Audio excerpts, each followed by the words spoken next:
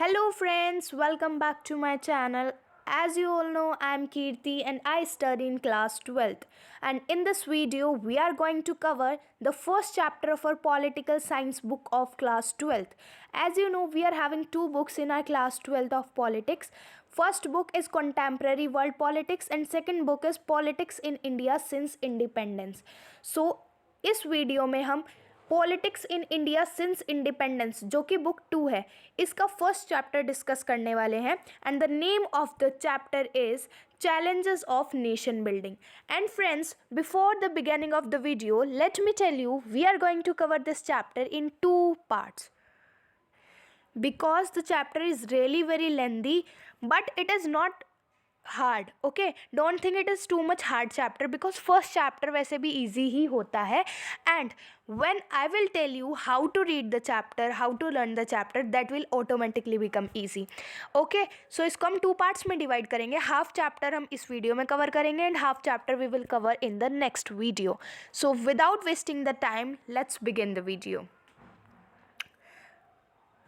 सो friends, basically हम इस chapter में क्या पढ़ने वाले हैं, लेट मी टेल यू.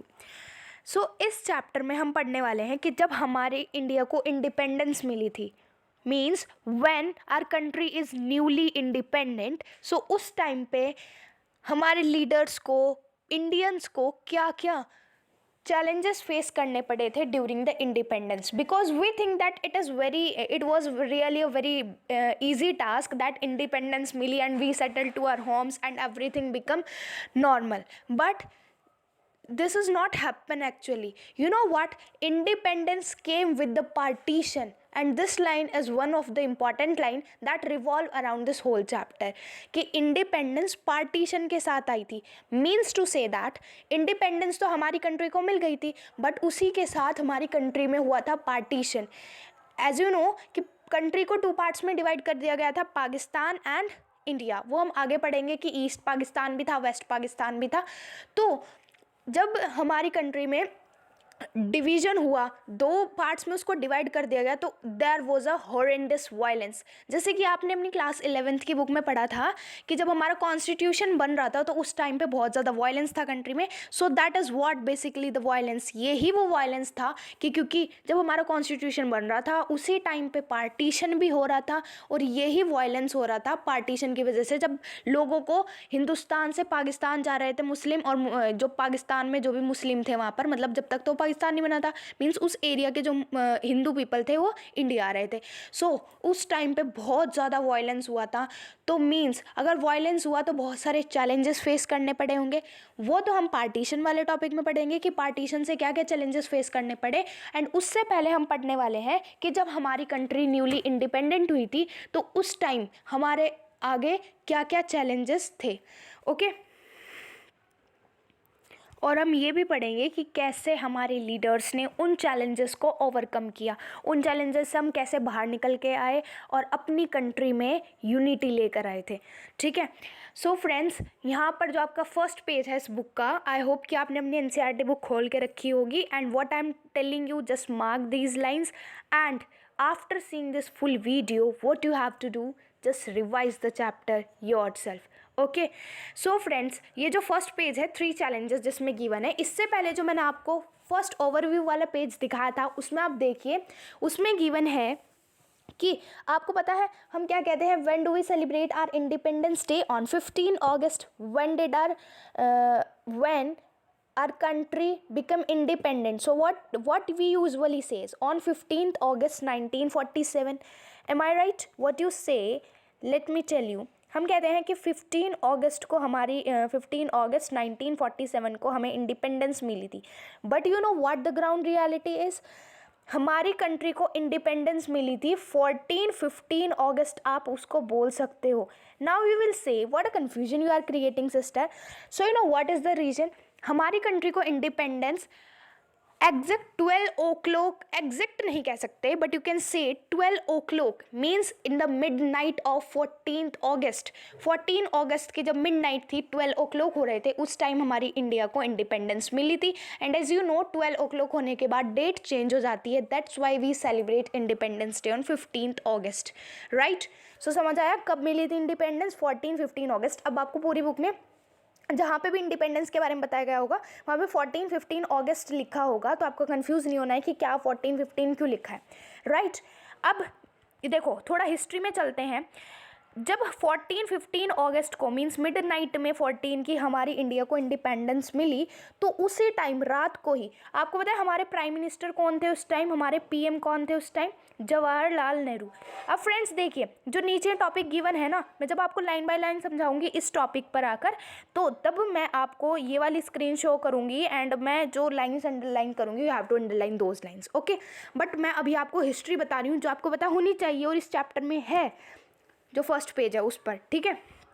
तो देखो उस टाइम हमारे प्राइम मिनिस्टर कौन थे, जवाहरलाल नेहरू, जो कि जवाहरलाल नेहरू थे हमारे प्राइम मिनिस्टर। तो जब हमें 14 की मिडनाइट को इंडिपेंडेंस मिली थी, तो उसी टाइम रात को ही उन्होंने एक सेशन बुलाया था, एक स्पेशल सेशन आप बोल सकते हो कॉन्स्टिट्यूएंट असेंबली का, और उन्होंने स्पीच दी थी किसके ऊपर कि हमारी न्यूली इंडिपेंडेंट कंट्री है उसके ऊपर उन्होंने एक स्पीच दी थी। And what is the name of that speech is Tryst with Destiny. Let me write the name here.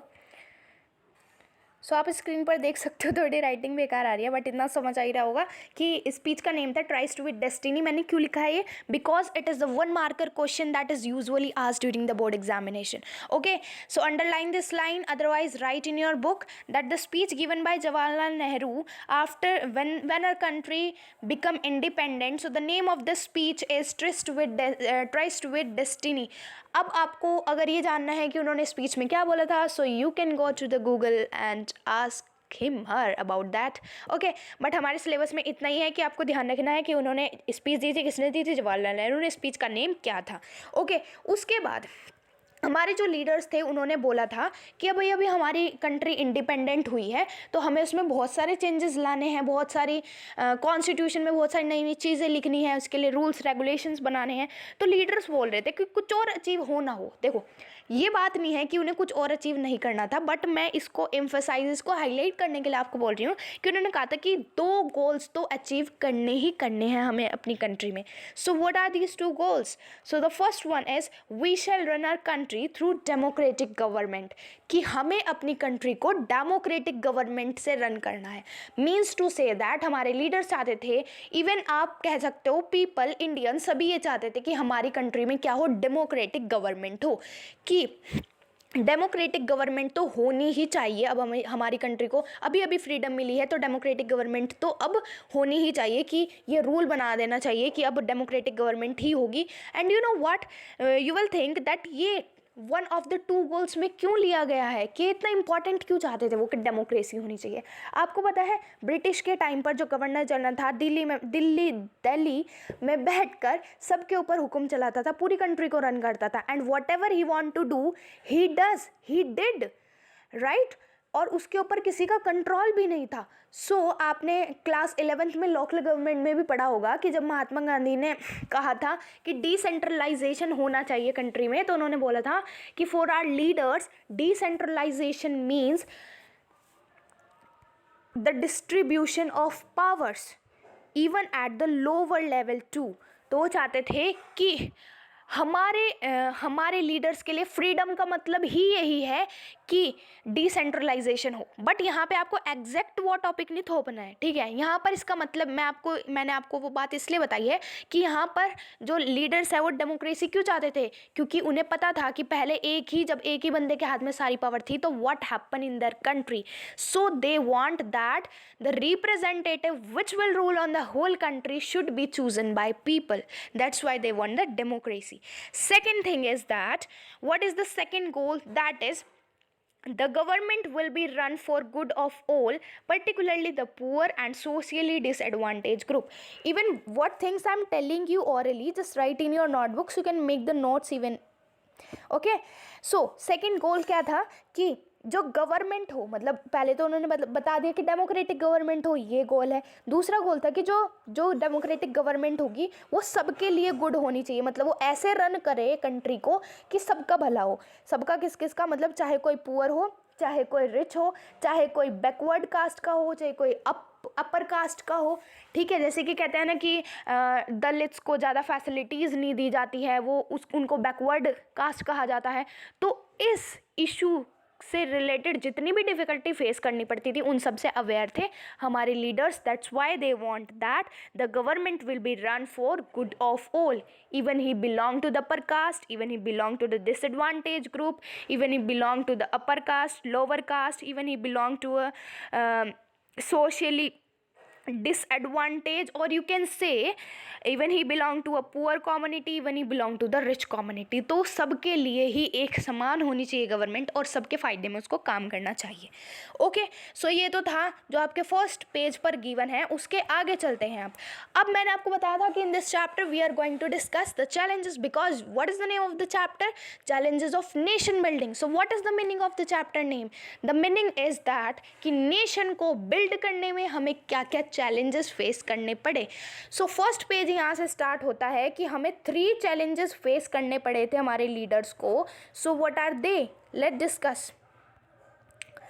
And friends, before beginning this topic, I want to tell you one thing, that in the second part of this chapter, जो इस chapter का जो second part 2 होगा video का, उसके description में आपको मिलेगी लिंक नोट्स की. So from there you can visit my notes and they will definitely help you, because पूरे NCERT बेस्ड ही है. ठीक है, बट आपको बताया अभी मैं फर्स्ट ही पार्ट बना रही हूँ और सेकंड पार्ट बनाने में 1-2 दिन भी लग सकते हैं फ्रेंड्स. तो आप टेंशन मत लेना कि सेकंड पार्ट तो कहीं है ही नहीं, सेकंड पार्ट नहीं है तो नोट्स कहाँ है. ठीक है, तो चलिए स्टार्ट करते हैं. 3 चैलेंजेस क्या क्या थे? तो पहला चैलेंज जो था वो था टू शेप अ नेशन. उन्हें नेशन को शेप करना था. शेप मतलब नेशन को बिल्ड करना था. वो चाहते थे कि हमारा नेशन ऐसा हो, कैसा हो? हमारा नेशन ऐसा हो जिसमें यूनिटी हो. And you know what is one of the amazing thing of India? That it consist different types of people. How they are different from each other? By their languages, by their culture, by their religion, by their region. कि देखो, कोई south में रहता है, कोई east में, कोई waste में, कोई नॉर्थ में. ठीक है, और सबका रहना सहना अलग अलग है. सब अलग अलग ट्रेडिशन को फॉलो करते हैं, सब अलग अलग कपड़े पहनते हैं. आप साउथ में जाओगे तो वहाँ अलग ड्रेसेस चलती हैं, नॉर्थ में जाओगे वहाँ अलग ड्रेसेस चलती हैं. Even one of the main difference is that आप इवन 5 to 10 किलोमीटर्स जाके देख लो, आपको लैंग्वेज डिफरेंस मिलेगा. ठीक है, और अगर आप ज़्यादा ही दूर चलते हो, कुछ थाउजेंड्स किलोमीटर दूर चलते हो, तो आपको बहुत ज़्यादा लैंग्वेज में डिफरेंस मिलेगा. अगर आप ईस्ट में जाओगे तो वहाँ के लोग अलग लैंग्वेज यूज़ करते हैं. आप वेस्ट में जाओगे तो देखो तमिल कितनी ज़्यादा यूज़ होती है. दैट्स वाई इन जो हिंदी है उसको नेशनल लैंग्वेज नहीं घोषित किया गया था. Hindi is just a official language because sorry, different peoples living in different regions used to use different types of languages. तो इतनी ज़्यादा डाइवर्सिटी है हमारी कंट्री में, और हमारे लीडर्स क्या चाहते थे कि हमारी कंट्री में क्या हो? यूनिटी हो. So now you will thinking that how is it possible to have unity in such a country which consists of too much diversity? But it is possible. How I can say that? Because आप आज देख सकते हो कि सिर्फ एक ही prime minister पूरी country के ऊपर रूल करते हैं. What I want to say from my these lines that कि जो हमारे लीडर्स ने बोला था कि हम ऐसे अपने नेशन को शेप करना चाहते हैं कि यूनिटी हो डाइवर्सिटी में. क्या हो? यूनिटी हो डाइवर्सिटी में. तो वो है, इतनी डाइवर्सिटी आज भी है हमारी कंट्री में और फिर भी यूनिटी है. ठीक है, तो बट उस टाइम पे जो ओल्ड लोग थे वो बोलते थे कि ऐसा तो पॉसिबल ही नहीं है, ऐसी कंट्री को ज़्यादा टाइम तक चलाना जिसमें इतनी डिफरेंट काइंड्स की डाइवर्सिटी है, वो एक साथ रह ही नहीं सकते. बट हमारे लीडर्स ने इस बात को रॉन्ग साबित कर दिया था. सो यही था first challenge, that to shape a nation in such a way that unity exist in the presence of diversity. Is it clear friends? So now come to the next challenge. The second challenge was to establish democracy. Now you will say कि ये तो हमने goals में भी discuss किया है कि वो चाहते ही थे डेमोक्रेसी इस्टेब्लिश करना. तो ये कैसा चैलेंज था उनके आगे? आपको पता है, वो ऐसा नहीं चाहते थे कि जस्ट डेमोक्रेसी बस ऐसे पेपर्स में लिखी हुई हो, कॉन्स्टिट्यूशन में लिख दिया that there should be democracy in the country and it will be exist. वो चाहते थे कि उसको हम प्रैक्टिस करें.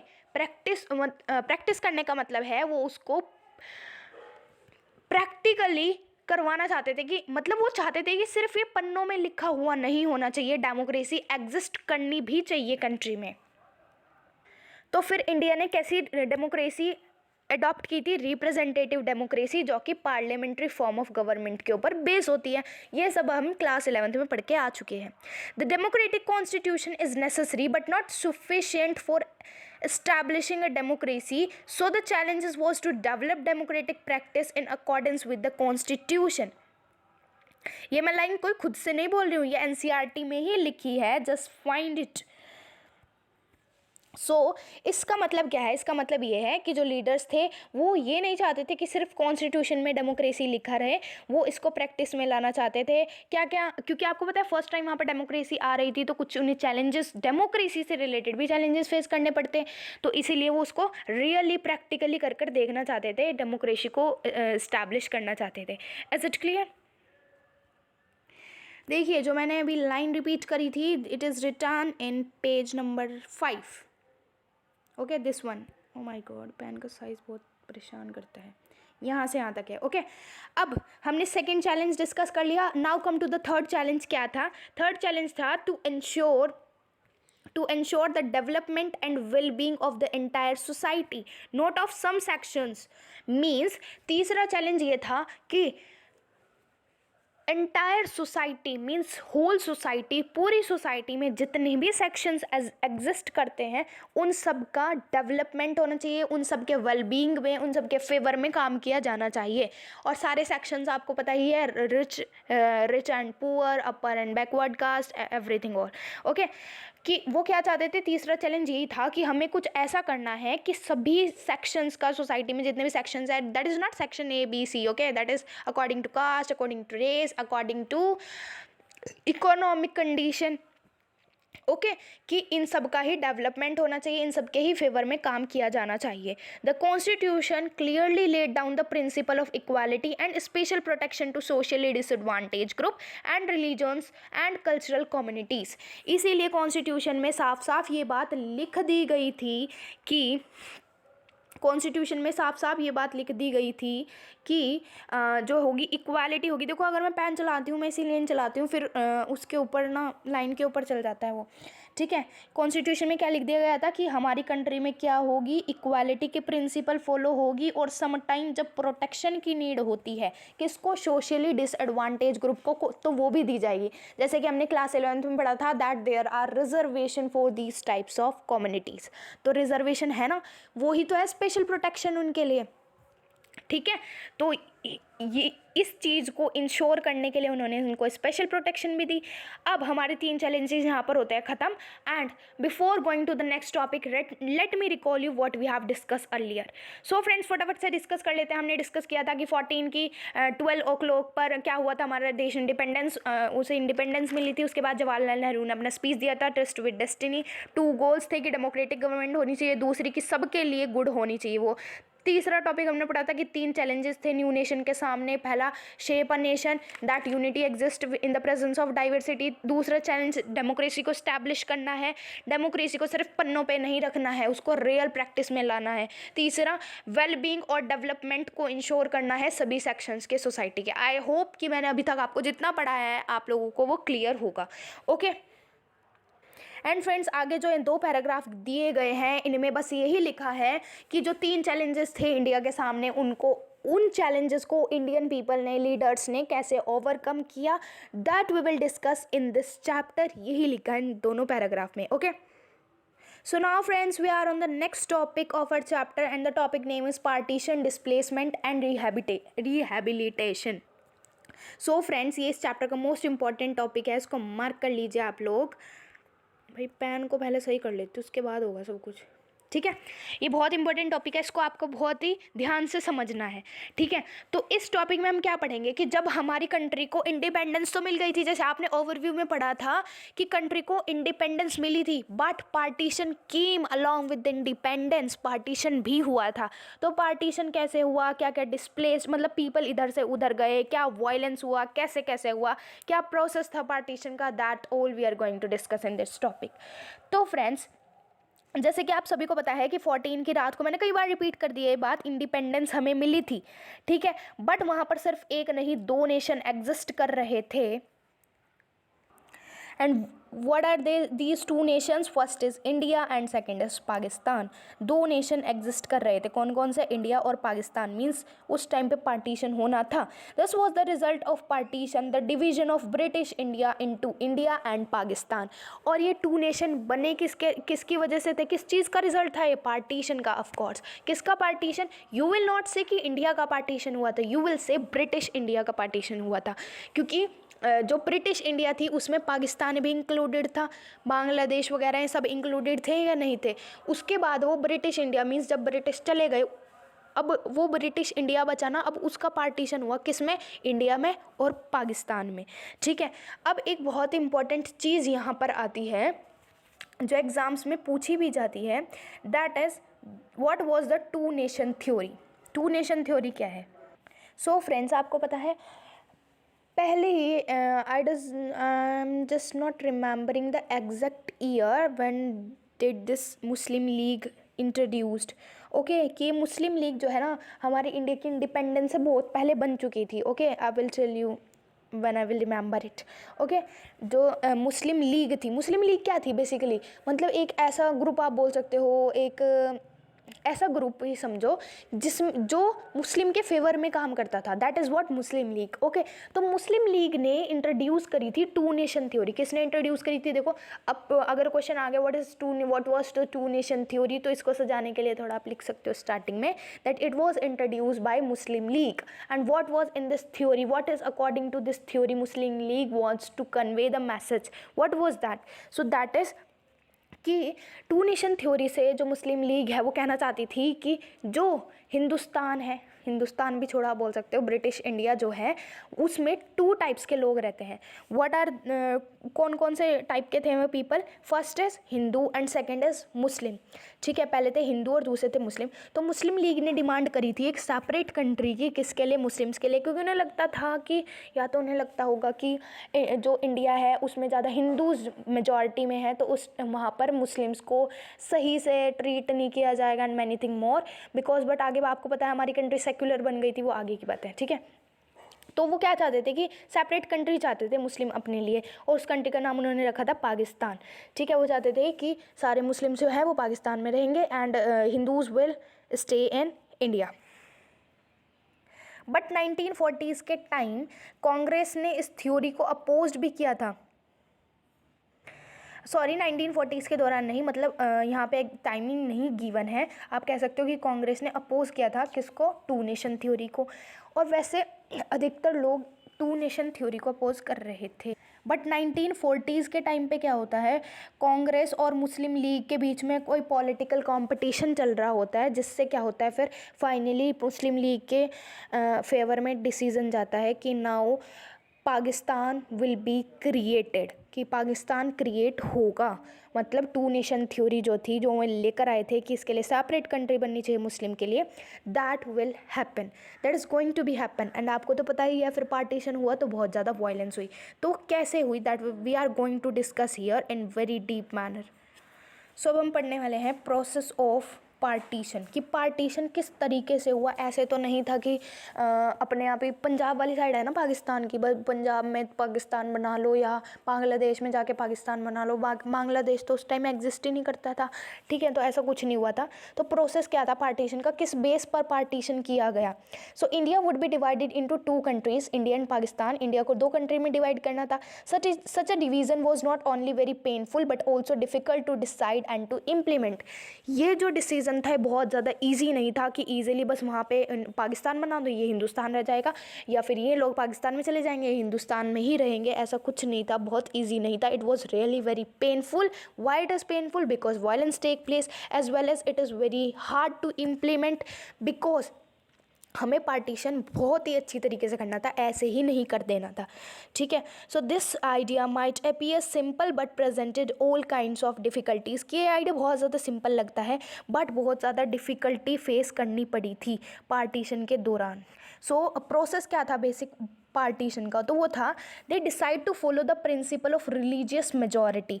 उन्होंने डिसाइड किया था, लीडर्स ने, गवर्नमेंट आप बोल सकते हो, गवर्नमेंट ने डिसाइड किया था कि हम रिलीजियस मेजॉरिटी के प्रिंसिपल को फॉलो करेंगे। अब रिलीजियस मेजॉरिटी की प्रिंसिपल क्या होती है दीदी? So this basically means that areas where the Muslims were in majority would make up the territory of Pakistan and the rest was stay with India. कि जिन एरियाज़ में मुस्लिम मेजॉरिटी में है, ध्यान से सुनना, जिन एरियाज़ में मुस्लिम जो है मेजॉरिटी में है तो उन एरियाज़ को बना दिया जाए, और जो रेस्ट एरिया है that will stay with India. कि जो रेस्ट एरिया बचा वो क्या होगा? इंडिया होगा। और जिस एरिया में इंडिया के, ब्रिटिश इंडिया के जिस एरिया में मुस्लिम मेजॉरिटी में है that will B Pakistan. Clear? Next, ठीक है, तो ये तो था जो गवर्नमेंट ने कहा था कि ये होगा बेसिक प्रोसेस पार्टीशन का, कि इस बेस पर पार्टीशन किया जाएगा। किस बेस पर? कि जहाँ पे मेजॉरिटी है वहाँ पे क्या हो जाएगा? पाकिस्तान बन जाएगा। किसकी मेजॉरिटी? मुस्लिम की। और रेस्ट बच गया जो पार्ट वो होगा इंडिया। बट ये बहुत ही ईजी दिख रहा है ना कि हाँ ठीक है वहाँ पे मुस्लिम को भेज दो, ये बच गया तो India. But it was not so simple as it appears. There are loads of difficulties face during the partition. So what were they? So friends देखो, मैं आपको एक बात बताना चाहती हूँ बिफोर स्टार्टिंग कि जो हमारी एनसीईआरटी है, एग्ज़ाम तो पूरा एनसीईआरटी से ही आता है। So it is one of the important thing to read each and every line of the NCERT. Here I am not highlighting any a single line because मैंने आपको पहले रीज़न बताया ही था, ठीक है। बट अगर आप ध्यान से अपनी एनसीईआरटी में पढ़ोगे जो जो भी मैं बोल रही हूँ तो वो एक एक लाइन ही है एनसीईआरटी की। I have not left even a single line, okay. And देखो एनसीईआरटी में आपको थोड़ी कन्फ्यूज़न भी हो सकती है पढ़ने में, इसलिए जो पार्ट सेकंड आ रहा है उसके डिस्क्रिप्शन में जाना है आप लोगों को। Again I am reminding you, and click करना है लिंक पर and you will get the notes which are the way to your success of board examination of political science, okay. क्योंकि नोट्स तो पूरे यही हैं, यही सेम लाइन लिखी है, बट आप उनको उनकी फ़ोटो स्टेट करवा सकते हो क्योंकि आपके पास अगर लिखने का टाइम नहीं है। बट वो पार्ट्स में डिवाइड करके लिखे गए हैं कि पहला चैलेंज क्या था, दूसरा चैलेंज क्या था, क्या क्या डिफ़िकल्टीज़ फेस करनी पड़ी, वो एक मैनर में लिखा है। इसमें सिर्फ एक पैराग्राफ में लिखा है ना फ्रेंड्स। सो चलिए वीडियो थोड़ा लंबा ना हो जाए तो इसलिए अपनी आगे बढ़ते हैं। तो क्या क्या डिफ़िकल्टीज़ फेस करनी पड़ी थी पार्टीशन के दौरान? सो सबसे पहली डिफ़िकल्टी जो फेस करनी पड़ी थी व्हाट इज़ दैट, कि सिर्फ एक सिंगल बेल्ट नहीं थी मुस्लिम मेजॉरिटी की। अब कहोगे दीदी बेल्ट की बात कहाँ से आ गई बीच में? बेल्ट टाई वाली बेल्ट नहीं है, ये पैंट वाली बेल्ट नहीं है। इसका मतलब ये है कि जैसे कि हमारी जो इंडिया थी, मैप मेरे को बनाना नहीं आता, चलो जैसा भी बना तो देखो हम लोग रहते कि सिर्फ जो मुस्लिम, जहाँ पे मुस्लिम की मेजॉरिटी है वहाँ पे मुस्लिम को भेज देंगे। देखो यहाँ पे जो पंजाब वाला एरिया है, ये ढंग से बनाओ मैप को, तो वहाँ पे मुस्लिम मेजॉरिटी में थे, ठीक है, इसको पाकिस्तान बना दिया जाए। बट ऐसा नहीं था, there were too many difficulties. अब दीदी जब से डिफ़िकल्टी तो कर रहे हो, क्या थी डिफ़िकल्टी? तो डिफ़िकल्टी ये थी कि सिर्फ सिंगल बेल्ट नहीं थी मुस्लिम की, मीन्स सिर्फ एक सिंगल एरिया, एक पर्टिकुलर एरिया नहीं था जहाँ पे मुस्लिम की मेजॉरिटी हो। मतलब ऐसा ही नहीं था कि सिर्फ यहीं पर मुस्लिम की मेजॉरिटी है। अगर ऐसा होता कि पूरे ब्रिटिश इंडिया में सिर्फ यहाँ पर मुस्लिम की मेजॉरिटी होती, so we can say that कि इसको पाकिस्तान बना दो एंड बात ख़त्म। बट मुस्लिम की मेजॉरिटी यहाँ पर भी थी, देखो ये थोड़ा टेढ़ा मेढ़ा है। तो यहाँ पर जहाँ पर आज बांग्लादेश बना दिया गया है, बंगाल की साइड, बंगाल यहाँ पे है बंगाल, तो वहाँ पर भी मुस्लिम की मेजॉरिटी थी। अब क्या करें, दो तो पाकिस्तान बनाएंगे क्या? ऑफ कोर्स ऐसा ही होता है, क्योंकि एंड तो पता ही है आपको मूवी का एंड तो पता ही है कि क्या होना है। बट कैसे हुआ ये तो हमें पढ़ना ही है। There were two areas of concentration, one in the west and one in the east, and in no ways these areas could be joined. So it is decided that new country Pakistan will comprise of two territories. वही होता है जो हमने पढ़ा था movie का and, कि एक सिंगल बेल्ट नहीं थी, दो बेल्ट थी मुस्लिम मेजॉरिटी की। एक तो हो गई अपनी ईस्ट वाली साइड में, सॉरी वेस्ट है, ये क्या हो रहा है मुझे आज, क्या हटो भाई, वेस्ट वाली साइड, ओके। एंड दूसरी बेल्ट थी यहाँ पर, यहाँ है वो, ठीक है, ईस्ट वाली साइड। और सबसे बड़ी डिफ़िकल्टी क्या थी, अब आप लोग सोच रहे होंगे कि ये दो दो पाकिस्तान बनाने के बजाय जो अल्ट्रा इंटेलिजेंट बच्चे हैं सोच रहे होंगे कि अगर मैं होता ना, मैं तो इन दोनों पार्ट को जोड़ के एक ही पाकिस्तान बना देता। बट हमारे लीडर्स ने बोला है कि, हमारे लीडर्स ने भी बोला है, इतना तो हमारे अंदर भी माइंड है कि इन दोनों कंट्रीज़ को इन दोनों पार्ट्स को कंट्री के ज्वाइन करना पॉसिबल ही नहीं था। ये बिल्कुल ईस्ट में है और ये बिल्कुल वेस्ट में है, so it was not possible to join these two parts of country. That's why it is decided that the Pakistan that will be form will comprise of 2 territories. 2 territory होंगी, पहली होगी ईस्ट पाकिस्तान और दूसरी होगी वेस्ट पाकिस्तान। ठीक है, तो 2 पाकिस्तान बना दिए गए, वेस्ट पाकिस्तान और ईस्ट पाकिस्तान। अब आप कहोगे दीदी यहाँ पे तो बांग्लादेश है, और बांग्लादेश कहाँ गया? तो बांग्लादेश कैसे बना, पहले ईस्ट पाकिस्तान ही था ये बाद में बांग्लादेश बना, तो वो हम आगे वाले चैप्टर्स में पढ़ेंगे, सारा इसी चैप्टर में, सस्पेंस नहीं खोलना है। ठीक है, तो आपको पहली डिफिकल्टी समझ में आई क्या थी कि सिंगल बेल्ट नहीं थी, 2 बेल्ट थी, इसलिए 2 टेरिटरी बना दी गई पाकिस्तान की, एक ईस्ट पाकिस्तान एक वेस्ट पाकिस्तान। ठीक है, अब दूसरी चीज़ क्या थी, सेकेंडली नॉट ऑल मुस्लिम्स, बस अभी मैं आपकी ज़रूरत शायद पढ़ सकती, मिटाते नहीं है। Secondly not all Muslim majority areas wanted to be in Pakistan. Abdul Ghaffar Khan the leader of north western frontier provinces and also known as frontier Gandhi oppose this theory. Means to say that the second difficulty was that not all the Muslims want partition, कि जो 2 nation theory Muslim league लेकर आया था कि 2 country होनी चाहिए, पाकिस्तान होना चाहिए सेपरेट मुस्लिम्स के लिए, तो ये इस थ्योरी को सभी फॉलो नहीं करना चाहते थे। मींस सभी मुस्लिम्स, जितने भी मुस्लिम ब्रिटिश इंडिया में थे, वो सब नहीं चाहते थे कि पार्टीशन हो। ठीक है, मतलब मुस्लिम्स चाहते थे बट सभी मुस्लिम्स नहीं चाहते थे। इवन इसमें एक का नेम भी गिवन है, अब्दुल गफ्फर खान, जो कि लीडर थे नॉर्थ वेस्टर्न फ्रंटियर प्रोविंसेस के। ठीक है, प्रोविंसेस क्या है, प्रिंसली स्टेट क्या है, आई होप आपको पता होगा, नहीं पता है तो हम आगे वाले टॉपिक में इसको डिस्कस करने ही वाले हैं। ठीक है, नॉर्थ वेस्टर्न फ्रंटियर प्रोविंसेस के लीडर थे, कौन थे? Abdul Ghaffar Khan. It can be come for the 1 marker, so write down right now, otherwise highlight in your NCERT this thing, okay। तो उनको फ्रंटियर गांधी भी कहा जाता था और उन्होंने इस थ्योरी को अपोज किया था। और फ्रंटियर गांधी उन्हें क्यों बोला जाता था? बिकॉज वो गांधी जी के भक्त थे, वो गांधी जी को फॉलो करते थे, इसलिए उनको फ्रंटियर गांधी भी बोला जाता था। ओके, सो ये थी सेकेंड डिफिकल्टी।